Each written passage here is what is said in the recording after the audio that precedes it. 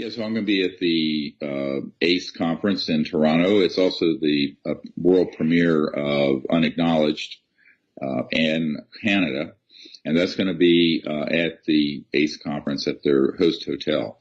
And everyone is invited. There will be Saturday evening, and I'll have a Q&A, a question and answer period afterwards, and we hope people will partake of that. And then I'm giving a presentation at the conference on Saturday, and then Sunday doing a all-afternoon workshop for people, which will be, the focus is going to be how the intelligence community has infiltrated the UFO subculture over the last 60 years, and what that means in terms of disinformation that has populated the subject and what we can do about it, and also what to look for when information comes out that begins to masquerade as disinformation. The other part of it is going to be how everybody we get thousands of emails say, what can we do to help? What can we do for disclosure? A big thing you can do is network this to other people, of course. And I think that's the reason why we're still number one on iTunes after 6 weeks, which is unprecedented for a documentary. But I think we're really wanting to focus on that this is a shift in consciousness, that if people can become ambassadors to these civilizations in a large enough number, they're going to want to make contact with humans more and more openly. A lot of people say, why don't they just land on the White House lawn or, do something like that? I say, well, the reason they don't is that they have a policy of nonviolence and non-intervention. I know it sounds very Star Trek-y, but we humans have to reach out to these extraterrestrial civilians in a way that shows them that we're ready for contact. And that's the Close Encounters of the Fifth Kind initiative, is when humans go out using advanced concepts of meditation and non-locality of consciousness to make contact with these civilizations and invite them to make contact with us. We just got back about 2 weeks ago from an expedition in Arizona that was amazing for the amount of contact we had. We literally had extraterrestrial beings that appeared and disappeared in our circle. We had a craft that appeared the very first night, 4 lined up in a row, materialized and dematerialized. We have some amazing photos and images of that. So I'm going to go through some of the CE5 type experiences we've had and teach people how to make contact and how to be an ambassador from humanity to these civilizations. And I can't talk about, but there's some things that are going to happen in a few months where around 100 million people will see it. 100 million. The goal is to have this become sort of the arrowhead. It's like those chevron-shaped ships that fly over us. We had over at Joshua Tree actually not long ago. And those are from the Arcturan star system, by the way, if you're curious. And this effort is really to push into the mass consciousness of the world, because it takes a certain mass consciousness shift to make things happen. And I have always said for 20-some years, if the people will lead, the leaders will have to follow. But the people haven't been leading. We haven't been doing enough. And this is where we need, I'm going to consider this, and by the way, welcome to all the thousands of people watching. We need to go through something very advanced here, because I consider you guys to be the vanguard in the disclosure effort, in the effort to make contact with these civilizations peacefully, and in fact to create a new civilization on Earth. And to do that, you've got to understand and have discernment between what's information and what's disinformation. And that discernment is very hard to come by, because if you go to most conferences or go on the internet, and unfortunately even on things like Gaia TV, you're going to get 1 part information, 5 parts disinformation. And the reason for that is that people are doing it deliberately, not necessarily the people being interviewed and given talks, but the people who are providing that information to those folks. So the very first thing we want to go through today is how counterintelligence works. But here's what I've found out about this. And it's been 27 years of a tutorial for me that I'm going to share with you. And it's not going to be a pretty story. Some of this is going to be deeply disconcerting to people. It'll be the opposite of what we're doing tomorrow night when we're doing contact out into the stars using the mantras and sacred Vedic knowledge and higher consciousness and all of that. This is going to be a journey through the national security state as it has devolved from a rather modest and small operation before World War II to the monster it has become today. And this monster, beginning in 1947, it was hatched in the cradle of Roswell. And the reason for it, the entire national security apparatus got transformed when they realized that they had finally shot one of these objects down. Now, I say shot it down. What do I mean? There are electromagnetic weapons, Tesla-type coils, that were being worked on in the 20s, 30s, 40s that are scalar, longitudinal type weapons. Now, these are weapons that, if you understand what a wave of light is, it has a wave component and, of course, a photon, the particle component. But it's a wave. And the speed of light is what? 186,000 miles per second. So every second, light goes 186,000 miles. A scalar, or longitudinal wave, it's a point that is outside the wavelength of light, and it is actually propagated at multiples of the speed of light. Now, this has been studied for the better part of a century, but unfortunately has been weaponized and began to be weaponized. The FBI memo that you saw in the film Unacknowledged, if you study it, read it carefully, and then look at also other documents that we have, the electronic warfare systems were stood up between World War II and 1947, in those years of the early, because they realized that there were these ET crafts zipping around our aircraft in World War II. You know what they were called? Foo Fighters. Yes, there is a band named Foo Fighters, and I'd say 99% of the kids I talk to go, well, that's a rock band. I said, yeah, but before that, it was what UFOs were called in World War II. And a member of my team, who was the original researcher on cattle mutilations, we'll get to this in a moment, Dr. Altshuler, he was a very renowned hematologist, oncologist in Denver, Colorado. And his uncle was General Jimmy Doolittle. And General Doolittle was sent over to the European theater in World War II to look into Foo Fighters, because these things were zipping around our aircraft, going down the middle of them, materializing, dematerializing, doing all this stuff with our electronics. We didn't understand what this was. Now, initially, we thought, the Americans and the Allied forces thought that it was a German secret weapon. But the Germans, we found from intelligence, thought it was a secret Allied weapon.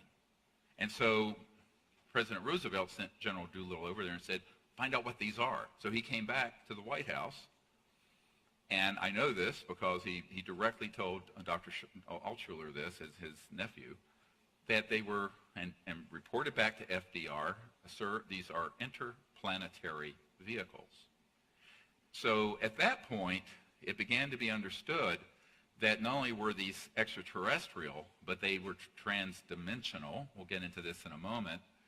And that the technologies behind it are the really high end of electronic vortices that are created that allow an object to go from one point in space to another, materialize, dematerialize, but also when it's in this dimension, has all kinds of effects on conventional electronics. Cars stop, magnetic compasses spin, etc., and so on. So this began to be looked at, and they figured out how to do some countermeasures. And countermeasures are figuring out how to adapt, and this was going on before Roswell. Now, in 1947, the only nuclear bomb squadron in the world was in Roswell, New Mexico, the 508th Bomber Squadron, and no other bomber squadron in the world had atomic weapons on Earth. The Russians didn't have it yet, etc. So this particular system was in a radar dome, and in the FBI memo it says they apparently switched on a new high-powered radar that interfered with the electronics of the navigation of these craft, and they collided. And it's true. We know that 3 ET craft crashed at Roswell, but the third one wasn't found until, I believe, 1951, early 50s. But it went off and crashed in a very remote area. And the other 2, one was blown to smithereens, and one proceeded westward near Socorro and had crashed intact, and there was one living extraterrestrial biological entity on it, and the others were very badly mangled and died. So that began the whole modern era where they had perfected a way of knocking down these extraterrestrial vehicles that were coming in and around our atomic weapons facilities. And it was no coincidence that that was also within months of when the Air Force split off from the Army Air Force. There was no U.S. Air Force until after Roswell, and when the CIA was formed. I'm going through this history not to bore you, but so that you have some context to understand that this is 70-some years in the making of covert black projects studying this issue. And the fact that the man on the street doesn't know this, so what? You need to know it, and I'm going to go into 10 times, 100 times more information because I'm assuming you know what's in the film. If you didn't see the film, I'm sorry. Now,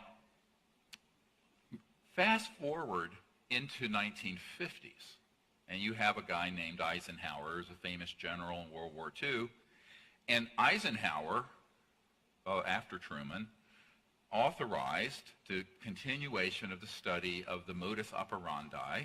I'm quoting from a top secret document from Canada, the Wilbur-Smith document, on how these craft operated. And so a very intense, unacknowledged special access project, this is when they really started, in the late 40s and 50s were stood up to acquire the technology and figure out how these things work. By October 1954, we had mastered gravity control, what pop culture would call anti-gravity, which means that everything that we're using on this planet since 1954 has been obsolete since that date. Now, how do I know that? Well, a man who was on my team for years until he passed away of prostate cancer a couple years ago, Rick Foch, he was the highest-ranking scientist at the largest Department of Defense lab. And Mr. Foch was a very good friend, stayed at my home, knew his family very well, was very direct in saying that he was in the vault and actually acquired and saw a document that stated that they had mastered gravity control October 1954. Now, this is before I was born, and I have 8 grandchildren.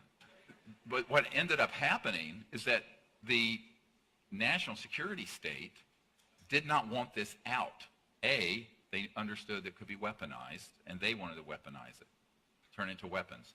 And B, the energy source, as you heard from people in this film and in other testimony, is the zero-point energy field where you could have something that would basically fit on this little stand, and it could power, as was said, a wristwatch or an entire city. New York City could be powered off of that. Free energy. And that's not a myth either. But the same oligarchs and sociopaths and fascists who ran the world economy in the time of Tesla in the 20s and the time of T. Townsend Brown in the 20s, 30s, and 40s, who was doing experimentation with voltages and levitation with crystals. You know about those studies. And in the time of Eisenhower in the 50s, those fascists are still here. We didn't defeat them. They just went subterranean. All right? So I often say we're really living in the Fourth Reich. And I had an interesting conversation with a man. This is Senator John Warner's son, all right? And Senator John Warner, I knew back in the 90s, was a member of the MAGIC Committee, Majority Intelligence Committee, MAJIC, that's been managing the secrecy on this for 70-some years, since Truman. And he says, you know, my grandfather, towards the end of his life, who was Paul Mellon, one of the few billionaires on the planet back in those days, now they're a dime a dozen. And what happened is that Paul Mellon told him prior to his death that when World War II ended, they went over and they got from Adolf Hitler's scientists a disc, and there was also a bell, but his grandfather, Paul Mellon, was there when they retrieved a flying disc. Now, it wasn't perfected yet. And that was Adolf Hitler's secret weapon, was an anti-gravity electronic disc. We had an atomic bomb. We got the atomic bomb before he got the flying disc. Understand? And therefore, they brought it back in. But he says, look, he knew that his family and all those people who went over there were fascists at heart. But prior to the war, they were overtly supportive of Adolf Hitler and fascism, as was the founder of IBM, as was Ford, as was a whole lot of famous, Prescott Bush, Elder Bush's dad. These were all sympathizers with fascism, which is just a matter of historical fact. It's not a political statement. It's a historical fact. Now, those folks didn't go away at the end of World War II. We defeated the German army. We did not defeat the ideology and the authoritarianism of fascism. And that is what you need to understand to get your mind around what's been going on for the last 70 years. The pretense that we're living in a free world and a free democracy, when in reality we're living in the second and third generation of the fascist state that existed during Adolf Hitler's time. Now, what happened when they had an almost perfected Nazi bell and disc, and that research folded into the R&D and reverse engineering of an extraterrestrial vehicle? And they had one, and then they had another, and there were other downings. And I have one man on my team who will not come public because he's in fear of his life, was at Fort Huachuca over here in Arizona at an underground facility. This is where Army Intelligence Headquarters is. And there were 9 extraterrestrial craft stored there, and he personally saw the different species and bodies. So and that was back in the 70s when he was there. So this has been going on for 70 years, where we have been deliberately and purposely targeting and downing extraterrestrial craft who have come en masse from multiple civilizations from around the universe when we began detonating atomic weapons. Now, were many of these civilizations aware of Earth prior to that? Yes. Had many of them visited us? Yes. It's like Ancient Aliens TV show. Much of that is true. In fact, there's a man who works under contract at IT&T, but he really works for the CIA. And whenever they find an ancient artifact that's technological, that's hundreds of thousands to several million years old, and they exist, he will study it and tell the intelligence community, the IC for short, what that would be used for and how it operated. The guy is a genius. I mean, absolute genius. He's also stayed at my home. So what I've found with these sort of gentlemen is that they know a great deal, but they can speak of only so much. And so whatever you see in the Disclosure Project archives is less than 1% of what I've gotten briefed on. And I'm going to try to give you the other 99% as much as I can. We're going to take a tour de force through this information so that when you then hear other speakers or hear other information, you can begin to have a scintilla of discernment between, is this real or is it Memorex? You understand? Is this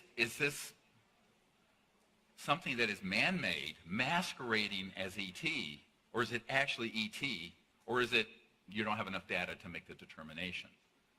What I call the gray area. Well, no pun intended. And Yes, that's another whole discussion.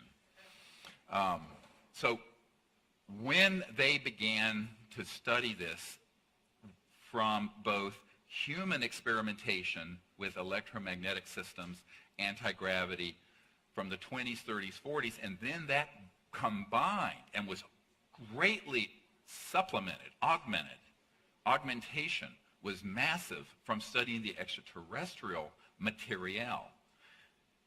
That paid off by 1954. And by 1954, guess what? You know, it's like I was a kid born in 1955. I'll be 62 next month. And hard to believe, I was 34 when I started this project, and now I'm kind of an old dude. But what can you do? Time goes on no matter what. We had this amazing technological transfer that happened. Now, we had a chance at peace. And you all heard the rumors that Eisenhower had a meeting out here in the desert of California where Edwards Air Force Base is now, Muroc. That happened.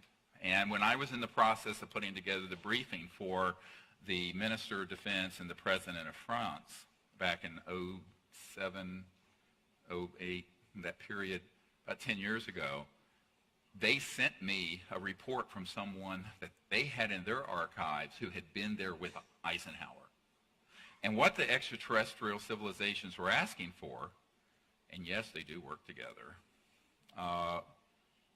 they have different specialized functions. We'll get into that depending on their natural capabilities and interests, like all peoples. But they offered to help our civilization technologically if we would stop this proliferation of hydrogen bombs, thermonuclear weapons. Eisenhower was friendly to this. Others like Forrestal were. He got killed. George Patton, by the way, the General Patton, was very supportive of disclosing these technologies to the public after they retrieved them from the Nazis in 1945, and he was assassinated because of that. He was killed because of his support for disclosure. Do you understand what I'm saying? Okay, so this is how, we went completely off the rails between 1947 and 1955. And we haven't gotten it back in place since. So we're now 60-some years into an unconstitutional, deep government. This is not a conspiracy theory. This is an absolute fact, and we can prove it. That does not answer to the constitutional authorities, whether it's the president or the Congress or even some of their generals and admirals that I have briefed. So these unacknowledged special access projects became more and more and more powerful as they got more and more technology and money and started taking a bigger and bigger and bigger piece of the U.S. budget, but also spun off corporations that then spun off things like integrated circuits and computers and fiber optics and night vision. These all came from studying extraterrestrial material items and were highly profitable. Now, never mind that you and me, the taxpayers, paid for all the research and development, and these corporate Nazis who are psychopaths took it, monetized it, and have made trillions of dollars. And we're happy to use our iPhone, and we're just clucking along and ignorant of the fact that this is all stolen technology from we the people. So, you know, that is what began to happen, and this is why Eisenhower said, beware the military-industrial complex. And one of the most important, I don't know how if we have some of these clips lined up, but I want to go through just real quickly, because it kind of does it in a compact way, some clips. And our first one is this one from Eisenhower, and this is what he's talking about. We must guard against the acquisition of unwarranted influence, whether sought or unsought, by the military-industrial complex. Next. A shadowy government with its own Air Force, its own Navy, its own fundraising mechanism, and the ability to pursue his own ideas of the national interest, free from all checks and balances, and free from the law itself. This is a senior senator from Hawaii, Inouye, talking about the deep national security state on the Senate floor during the Iran-Contra, but he's referring, it has his own funding mechanism, et cetera, and so on. Think about that. It's self-funded. No one is overseeing it. The senators aren't, you aren't, and most certainly the President of the United States isn't. Next. The nations of the world will have to unite, for the next war will be an interplanetary war. The nations of the Earth must someday make a common front against attack by people from other planets. General Douglas MacArthur. Look at the date on that. Okay, the date on that, I was 4 months old, October 1955, precisely 1 year after we mastered gravity control. So the warmongers and the war profiteers and the psychopaths who love endless war hatched a plan in the early and mid-50s. And one of the documents we have from Walter Bedell Smith, the CIA director from 1953, talks about the psychological warfare value of the UFO subject. We'll get into that in a moment. Next clip. It is time for the truth to be brought out. Behind the scenes, high-ranking Air Force officers are soberly concerned about the UFOs. But through official secrecy and ridicule, many citizens are led to believe the unknown flying objects are nonsense. I urge immediate congressional action to reduce the dangers from secrecy about unidentified flying objects. CIA Director, Vice Admiral Roscoe Hillenkoetter. Pause it. That was the first director the CIA formed after Roswell. That gentleman in you saw the date, wrote to the Congress, and it was published in the New York Times. Around the same time, Eisenhower warned of the military-industrial complex. And this is a 5-star general, and this was an admiral. I mean, these are not, it's not Abby Hoffman saying these things, all right, from the 60s or some hippie. These are your key military people warning you. And why he said that at the end, he didn't say the UFOs were a threat to the national security. He said the secrecy is a threat to the national security, just as Eisenhower did. And every single admiral, flag officer, general I have met with, and director of intelligence entities, from the CIA to the DIA to the alphabet soup of things here and abroad, have said, yes, this secrecy is a threat to world security and peace, because they have so much power and technology, and no one in the system outside these unacknowledged criminal enterprises that are running the secrecy have any control over it. Next clip. I occasionally think how quickly our differences worldwide would vanish if we were facing an alien threat from outside this world. All right, pause it. Here we go. Now let me tell you how this came about. One of the men who developed SDI, Star Wars, the Strategic Defense Initiative, in its early conceptual days, was a Colonel, Holman, and I talked about this a great deal. And he was on a briefing team that would go in and try to scare the hell out of the U.S. president about the ETs. So some of the presidents have been briefed just enough to secure their cooperation on what MacArthur called an interplanetary war, where they want to create a scenario in the future where instead of us fighting, a few hundred terrorists in the Middle East, or a few thousand even, and spending $1 trillion a year on intelligence and defense spending, we can stampede the entire planet into hysteria using psychological warfare and hoax alien events to have an interplanetary conflict that would enrich the warmongers 1,000 times more than the Iraq War did, which was also a fake war, right? There was no weapons of mass destruction there, but we killed hundreds of thousands of people marching in there. And Colin Powell was deceived. And if you think people aren't being deceived, think about this. Secretary of State Colin Powell was sent up there by Cheney and his henchmen to tell people as a matter of certainty and fact that Saddam Hussein had weapons of mass destruction, which he did not have. And Colin Powell had been the chairman of the Joint Chiefs of Staff and a 4-star general. And he was deceived by these devils in the intelligence community.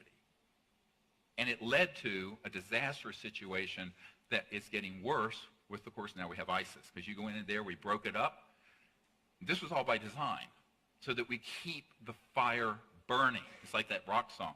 Keep the fire burning, because how do you justify trillions and trillions and trillions of dollars going into these same war profiteers and warmongers unless you have an enemy? But we're running out of substantially large enough enemies to feed the monster and the beast. So the big one is coming. Let's continue. When von Braun was dying in front of me, the very first day that I met him, he had tubes draining out of his side. And he was tapping on the desk telling me, "You will come to Fairchild." I was a school teacher. "You will come to Fairchild and you will be responsible for keeping weapons out of space." The strategy that Wernher von Braun taught me was that first the Russians were the enemy against whom we're going to build space-based weapons.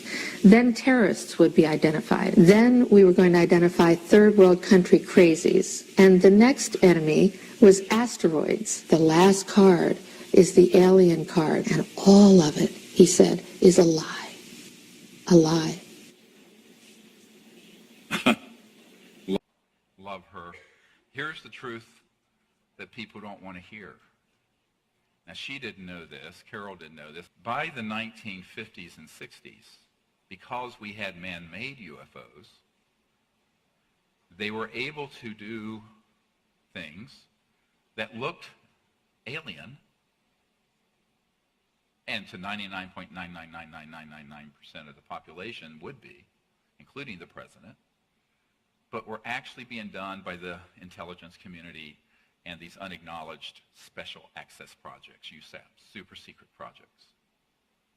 And these include, but are not limited to, the following: UFO events, UFO crashes, we'll get to this in a moment, the abduction of humans with people and then entities that were man-made, that look alien, and the use of electronic warfare systems to simulate those experiences, as well as certain chemical weapons and hallucinogens.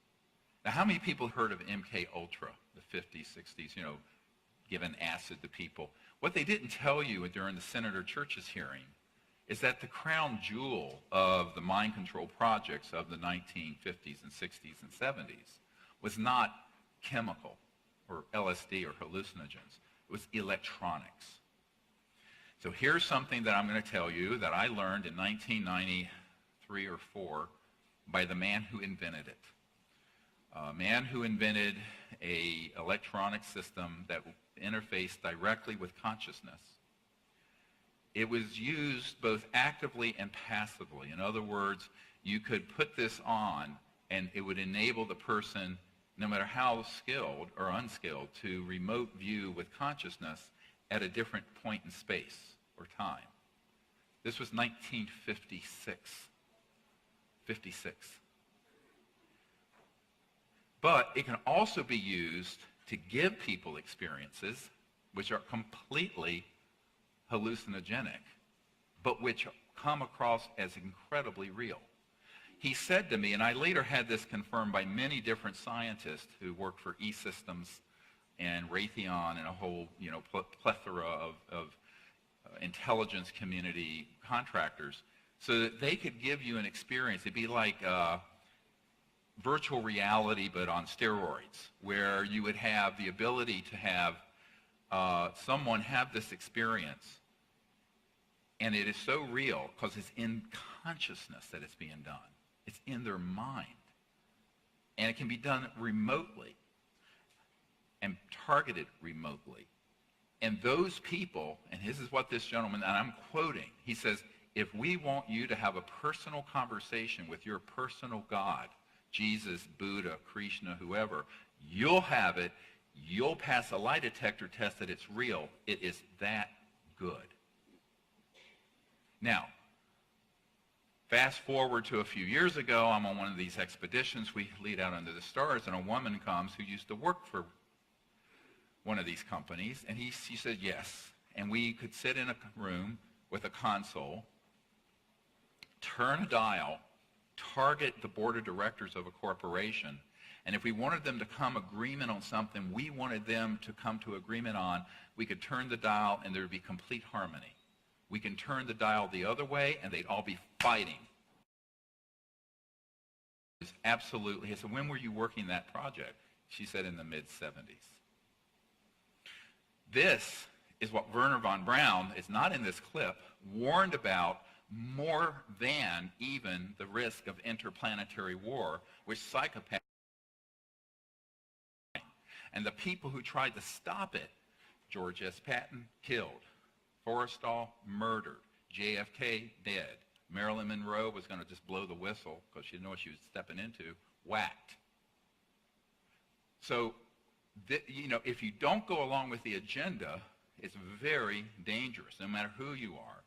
Bill Colby, the CIA director for Ford, President Ford, trying to help us bring out free energy.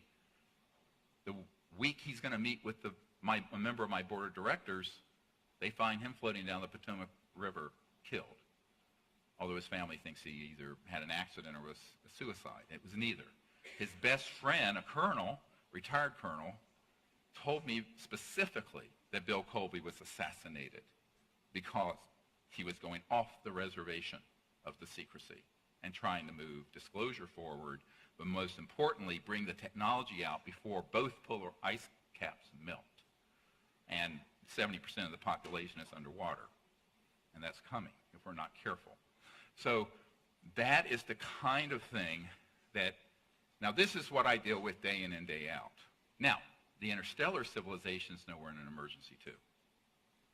The big red flag that went over Earth when we had detonated atomic weapons said, wow, these folks have so much beauty and promise, but there's an aspect of them that's gone so out of control that now they have technologies that could destroy all life on Earth and could become an existential threat to other planets because we're starting to go into space.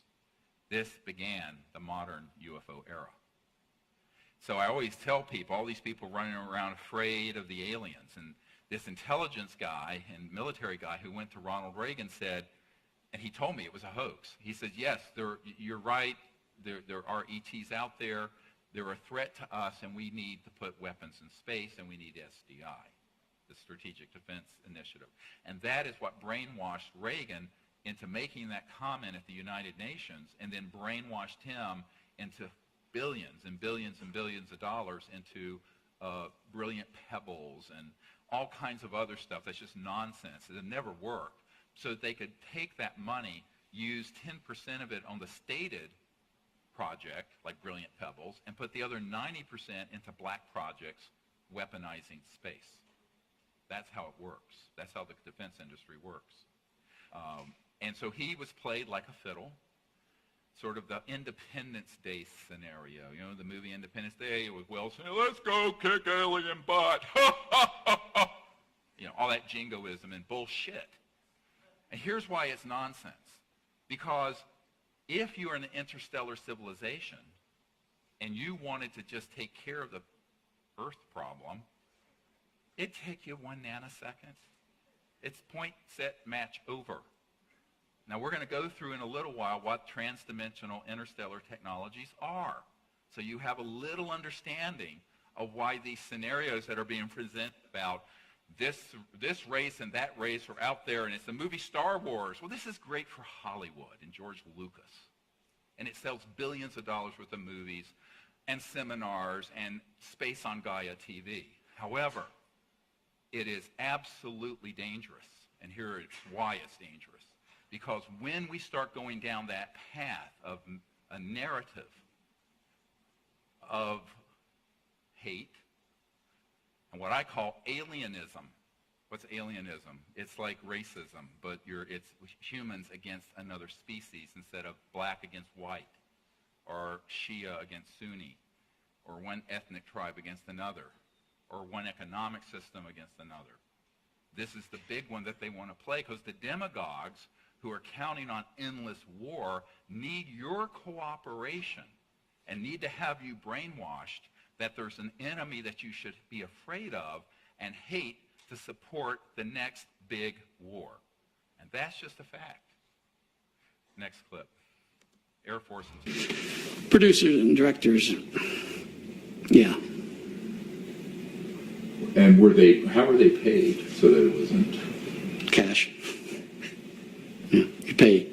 What you do is you make them sign a form and you tell them, you got to report this to IRS. But whether they do it or not, you're not going to give your form to IRS. I paid, I better not say. Some of them are large. This is buying off the media. The same thing happens with... We did do that, yes. OSI did that. There was a special group out of the 7602nd Air Intel Wing at Fort Belvoir. They came out and did that. They had these people that had maybe some sort of defects, anatomical defects that were brought in to fool people into thinking they're aliens. Yeah. I can't give you any specifics because the program is still classified, and they probably still doing it. I wouldn't doubt it. They were still doing it. Bang. Now, this guy was a professional disinformation counterintelligence officer. I did a 3-hour interview with him. It's in the movie Unacknowledged. He comes clean because I knew what to ask. So I asked him about the false flag, and I asked him about the intelligence community and military being involved in abductions, and he confirms it. But he also says, listen carefully, I can't go into that too much. That's probably still going on, and it is. It absolutely is. Now, does this mean that everyone who's had contact with an ET has been done? No, it doesn't. It means that they want it to be so confused that you can't discern which is real contact and which is man-made. And the man-made ones are designed to be terrifying. Now, I want to go back to Dr. Altshuler, who was the only real solid scientist doing work on mutilations, cattle, horse. He did the Snippy the horse case back in the 67 or whenever it was in Colorado. And he concluded that these were all being done by paramilitary humans made to look like UFOs. Now, when that was going on, we already had man-made UFOs going around doing stuff. They were testing out systems. And people say, oh, well, the cut was so precise, it couldn't have been done without, some alien technology. Well, it wouldn't have been done with technologies that were in your local hospital in 1960 or 70 or 80. But in a classified project, they have it. You think that classified projects don't have things reaching parity with what ETs have? They have. So those events started happening, and I, by chance, when I was learning this from Dr. Altshuler, and he says, oh, yeah, he says, it's really too bad because my work has been taken by people who are then saying, all of this is being done by aliens, and this book, an alien harvest and this and that. And he said, no, we knew, all of us knew, that those were paramilitary operations, not ET. Again, for their psychological warfare value.